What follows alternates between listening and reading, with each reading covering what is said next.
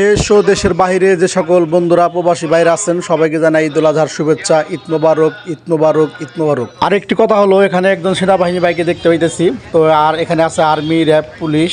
তো আমি এইমাত্র ঈদের নামাজ সম্পন্ন করলাম, আল্লাহ তাআলা আমাকে তৌফিক দিয়েছিল।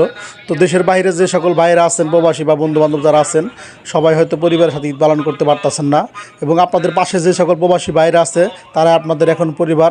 তো আপনাদের প্রতি দোয়া রইল, আমার আত্মার অন্তরস্থল থেকে সকলের প্রতি সালাম রইল। আসসালামু আলাইকুম। সকল প্রবাসী ভাইদের জন্য দোয়া করি, আল্লাহ তাআলা তাদেরকে যেন শরীরগত সুস্থ রাখে, কামাই রুজিতে আয় বরকত বাড়িয়ে দেয়, তাদের পরিবারের সকল সদস্যকে ধৈর্য ধরার তৌফিক দান করেন, আমিন। সম্মানিত বন্ধুরা, আপনারা হয়তো জানেন আমি আপনাদের জন্য অনেক ভিডিও তৈরি করি। তো অনেকে ভিডিও দেখেন, অনেকে দেখেন না। আসলে তাতে আমার কোনো আফসোস নাই, যারা দেখেন না তাদের প্রতি কষ্ট নাই।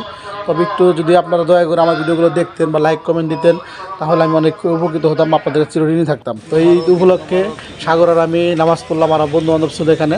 তো সম্মানিত বন্ধুরা, কে কোন জায়গায় থেকে ঈদ পালন করলেন অবশ্যই কমেন্টে জানাবেন। আর একটি কথা হলো, এখানে একজন সেনাবাহিনী বাইকে দেখতে পাইতেছি তো, আর এখানে আছে আর্মি, র্যাব, পুলিশ। তো আমি আমার কিছু বন্ধু বান্ধব ডিফেন্সে চাকরি করে, তারা আমাকে ফোন দিয়ে বললো, যেমন army, police, answer battalion, BGB, তারা তো আসলে বাংলাদেশের নিরাপত্তার কাজে থাকে সবসময়। তো অনেকেই ছুটিতে গিয়েছে, অনেকে যেতে পারেন নাই, তারা নিজের নামাজটাও ঠিকমতো অনেকে পড়তে পারেন নাই।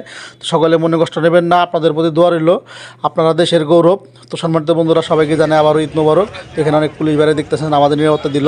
তো সকলে ভালো থাকবেন। এখন গরু কাটাকাটি শুরু হবে। খোদা হাফেজ। আজকের মতো এখানে বিদায় নিচ্ছি।